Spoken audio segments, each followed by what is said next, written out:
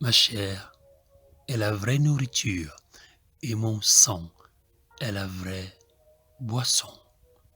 Cher ami, shalom à toi, en espérant que tu vas bien. L'Eucharistie, véritable mystère d'amour pur et total. Amen.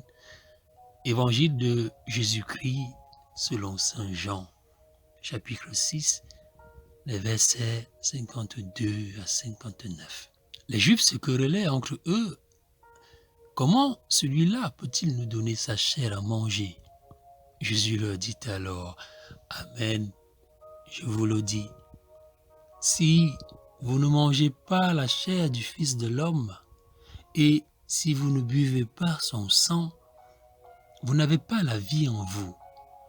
Celui qui mange ma chair et boit mon sang a la vie éternelle.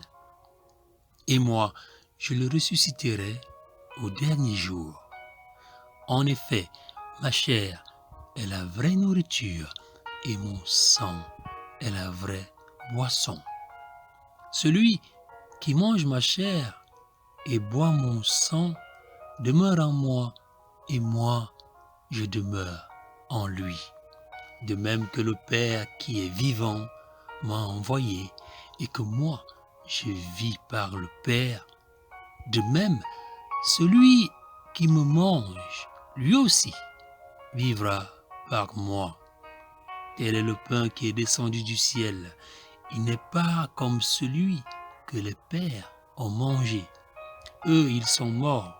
Celui qui mange ce pain vivra éternellement. Voilà ce que Jésus a dit alors qu'il enseignait à la synagogue de Capharnaüm. Amen. Petit partage. L'Eucharistie, véritable mystère d'amour pur et total. Celui qui mange ma chair et boit mon sang demeure en moi et moi, je demeure en lui. Cher ami, quelle intimité, quelle connexion, quelle complicité. Je deviens un en Dieu. Une des raisons pour lesquelles je nomme toujours le Christ Jésus le boss, c'est le mystère de l'Eucharistie. Le bon Dieu se donne en nourriture.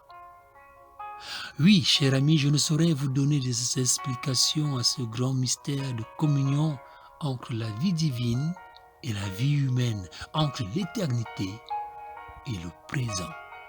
Tout ce que je sais, c'est que c'est la plus grande marque, c'est la plus grande preuve d'amour. L'Eucharistie, présence réelle du boss en moi qui me plonge dans son océan divin d'amour pour que je devienne lui, c'est-à-dire que je devienne le rayonnement ou le reflet de son amour, de sa paix et de sa joie pure et profonde. Que le Seigneur continue de nous illuminer pour saisir les pépites de ce grand mystère. Soyons abondamment bénis. Amen.